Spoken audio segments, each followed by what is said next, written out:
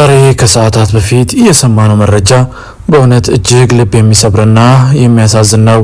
በቸርች ውስጥ በተለያዩ አገልግሎት የምትሳተፈው ወጣቷ በትምህርቷም ጎበዝ የነበረችው ሂንሴኔ ተፈሪ ራሷን ማጥፋቷ ተሰምቶ ብዙዎችን አሳዝኗል፣ አስደንግጧል። በማህበራዊ ሚዲያ ላይም መነጋገሪያ ጉዳይ ሆኗል። ለመሆኑ ይህቺ ታዳጊ ወጣት ራሷን ያጠፋችበት ምክንያት ምንድነው? ልብ የሚነካው የስንብት መልእክቷስ ምን ነበር? እንደዚሁም ደግሞ እጅግ አሳሳቢ የሆነ ከመጣው ወጣቶች ራሳቸውን ማጥፋት የመጨረሻው አማራጭ የሚያደርጉት ለምንድነው እያልን እንጠይቃለን። እነዚህን ጉዳዮች በዛሬው መረጃችን ላይ ታደምጣላችሁ። እናንተም በሐሳብ መስጫው ስር ለዚህች ምስኪን ወጣት ቤተሰቦች ጌታ እንዲያጽናናቸው እንዲያበረታቸው መልካም ምኞታችሁን ጻፉ እያልን ወደ መረጃው እንሻገር። በዚህ ዘመን በምድራችን ላይ የሚሰማው የልቅሶና የዋይታ ድምጽ እየበዛ መጥቷል። ጠላት ሰይጣን የወጣቱን ትውልድ ተስፋ ለመስረቅ ህልሙን ለመቅጨትና ህይወቱን ለማጥፋት ቀን ከሌሊት በከባድ የጨለማ ሐሳብ እየተዋጋ ይገኛል። ሰይጣን መጀመሪያ በትውልዱ ዙሪያ ያሉትን ችግሮች ያገዝፋል። የብቸኝነትን የውድቀትንና የጭንቀትን እቶን ያናፍሳል።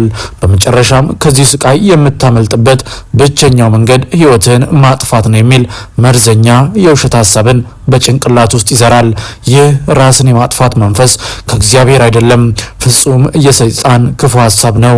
ነገር ግን በጠላት የሽንገላ ድምጽ ተሸንፈው መውጫ ቀዳዳ ያጡ መስሏቸው የገዛ ህይወታቸውን ወደ ማጥፋት የሚሄዱ ወጣቶች ቁጥር እየጨመረ መምጣቱ ቤተክርስቲያንና አማኞችን በጥልቀት ሊያስለቅሰንና ሊያሳስበን ይገባል። የዚህ አደገኛ መንፈሳዊ ውጊያ ሰለባ የሆነችውና በትናንትናው ዕለት ህይወቷ ያለፈው ወጣት ታሪክም የዚሁ የጨለማ አሰራር ማሳያ በመሆኑ ልባችንን በሐዘን ሰብሮታል።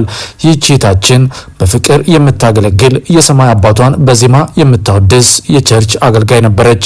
ነጭ ጓል ለብሳ የሰዎችን ስጋ ህይወት ለመታደግ ስትማር በመንፈሳዊ ዓለም ደግሞ በምስጋና የሰዎችን ነፍስ እግዚአብሔር የምታቀርብ የእግዚአብሔር ልጅ ነበረች። ወጣቷ ሂንሴኔ ተፈሪ ዛሬ ግን በመካከላችን የለችም። ያ ያማረው ድምጿ ዝም ብሏል። ያ የለመደችው የቤተ ክርስቲያን አገልግሎት ባዶ ሆኗል። ለ4 ዓመታት ቀን ከሌሊት የደከመችበት ነርስ ሆኜ የሰዎችን ህይወት እታደጋለሁ የሚለው ትልቅ ህልሟ በ15,000 ብር የትምህርት ክፍያ ምክንያት በአንድ ጀንበር ጨለመ። ጓደኞቿ ሁሉ ወደ ፈተና አዳራሽ ሲገቡ እርሷ ግን በገንዘብ እጥረት ምክንያት ብቻ ወደ ኋላ ቀረች። ያ ብቸኝነት፣ ያ የደረሰባት ከባድ የስነልቦና ጫናና የተስፋ መቁረጥ ስሜት ግን ወደ ከፋ ውሳኔ መራት። የገዛ ህይወቷን አጠፋች። ከዚህ በላይ አልችልም የሚል የስንብት መልእክትን አሳርፋ በሞት ተለየችን። ይህ ታሪክ ልብን ብቻ ሳይሆን መንፈስንም በጥልቀት ያደማል። የህይወታችን ማለፍ እጅግ ቢያሳምመንም ዛሬ ግን ቆም ብለን ልንነጋገርበት የሚገባ አንድ መራራና መንፈሳዊ እውነት አለ። ራስን ማጥፋት በምንም መስፈርት በምንም አይነት መከራ ውስጥ አማራጭ ሊሆን አይችልም። ቅዱስ ቃሉ ሲናገር ሌባው ሊሰርቅና ሊያርድ ሊያጠፋም እንጂ ስለሌላ አይመጣም ይላል። ፈተናው ምንም ያህል ከባድ ቢሆን፣ የገንዘብ እጥረት ቢኖር፣ ብቸኝነት ቢሰማ ህይወትን እንድታጠፋ የሚገፋፋ ድምጽ ግን የጠላት ድምጽ ብቻ ነው። እግዚአብሔር ካላችሁበት ጨለማ የሚታደግበት እጅግ ድንቅ መንገድ አለው። ዛሬ ቤተክርስቲያንና ማህበረሰባችን ቆም ብለን ራሳችንን ጠይቅ። በቸርች ውስጥ እያገለገሉ በውስጣቸው ግን በችግር እቶን እየተቃጠሉ ያሉ ስንት ሂንሴኔዎች ይኖሩ ይሆን? ጩኸታቸውን ሳናይ ህመማቸውን ሳንረዳ በፈገግታቸው ብቻ የምናልፋቸው ስንት እህትና ወንድሞች አሉን። አሁን የምንነቃበት ሰዓት ነው።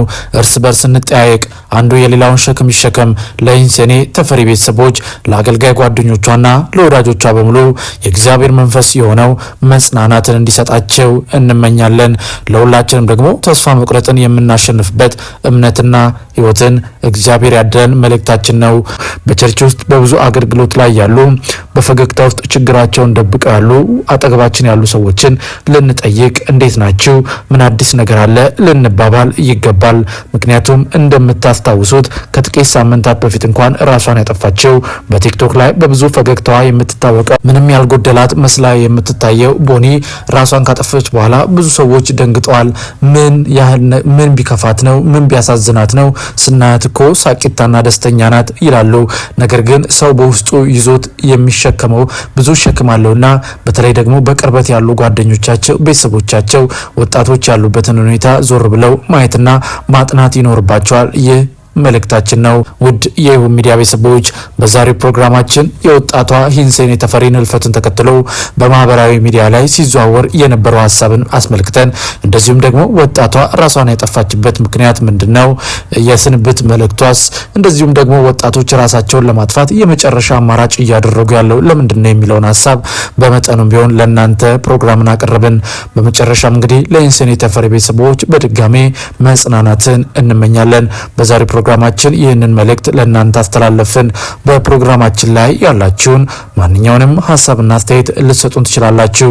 እንደዚሁም የምንለቃቸውን ቪዲዮዎች ላይክ እና ሼር፣ ቻናሉን ደግሞ ሰብስክራይብ እያደረጋችሁ ቤተሰብ እንድትሆኑ እንጠይቃችኋለን። እንደሁል ጊዜው ደግሞ ይህን ብትጨምሩ ይህን ብትቀንሱ እያላችሁ ሀሳብና አስተያየታችሁን እንድትሰጡም እየጠየቅን በእርግጥ በምንሰጣችሁ መረጃዎች አምናችሁና ፈቅዳችሁ ቪዲዮዎቻችንን ላይክ ቻናሉን ደግሞ ሰብስክራይብ እያደረጋችሁ ከ41 ሺህ በላይ ሰብስክራይበርስ እንድንደርስ ላገዛችሁን ምስጋናችን ላቅ ያለ ነው። እንደሁል ጊዜው እናንተ ብትሰሟቸው ብታውቋቸው ያልናቸውን መንፈሳዊ መረጃዎች እንደዚሁም ደግሞ የእናንተን መንፈሳዊ ሕይወት ያንጻሉ፣ ይገነባሉ፣ እንደዚሁም መረጃን ይሰጣሉ ያልናቸውን ጉዳዮች በአዲስ አቀራረብና ይዘት ወደ እናንተ ማቅረባችን እንቀጥላለን። እንደሁል ጊዜው በመግቢያችን ላይ እንደነገርናችሁ የትኛውም ክፉ ሀሳብ በጌታ በኢየሱስ ክርስቶስ ስም ከወጣቶች ላይ የተነሳ ይሁን። በእውነት ብዙ ወጣቶች ሊያገለግሉ የሚችሉ ብዙ ሊሰሩ የሚችሉ ወጣቶችን በብዙ አይነት መንገድ እያጣን ነውና እግዚአብሔር ጣልቃ ይግባ። ይህ መልእክታችን ነው። በዛሬ ፕሮግራማችን ይህንን ጉዳይ ለእናንተ አቀረብን። እናንተም ሀሳብና መልእክታችሁን በሀሳብ መስጫው ስር አስቀምጡልን እያልን በዚሁ ተሰናበትን። በያላችሁበት የዓለም ጥግ ሁሉ የጌታ ሰላምና ፍቅር ከሁላችሁ ጋር ይሁን እያልን በዚሁ ተሰናበትን። መልካም ጊዜ ይሁንላችሁ።